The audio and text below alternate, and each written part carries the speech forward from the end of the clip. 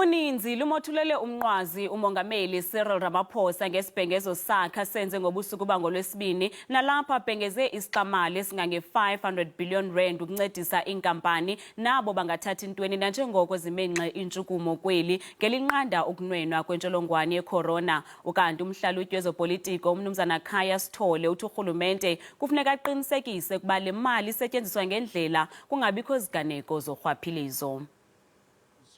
Umongameli ufumene amantyontyelo ngesigqibo sakhe sokufaka imali ethe xhaxhe kwilinge lokuzama ukuncedisana neenkampani nabo bazimpula zikalujaca phantsi kwale nkqubo yokumiswa ngxi kwentshukumo kweli. Le mali ibhengezwe ngumongameli iza kuncedisa kakhulu ingakumbi kwabo baxhomekeke kwizibonelelo zikarhulumente nabo bangaphangeliyo ngeli xesha.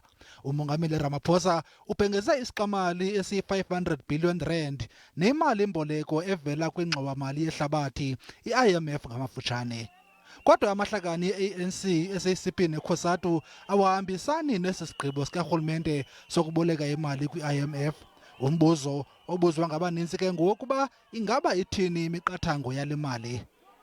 In this particular instance, it is a bit different. And what makes it a bit different is that the IMF has been at pains to say that this is indeed a relief fund to deal with an international pandemic. So this is not them assessing you on the basis of, well, if you don't want that particular interest rate, here's someone else who's willing to pay that interest rate.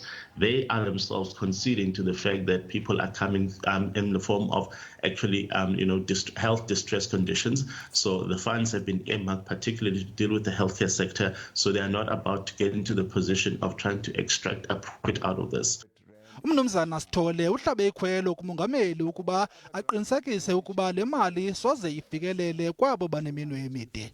The corruption perception is a real one, and we need to make sure that in this particular instance we are very vigilant about what happens to these funds so that it gets to the people that it deserves to get to.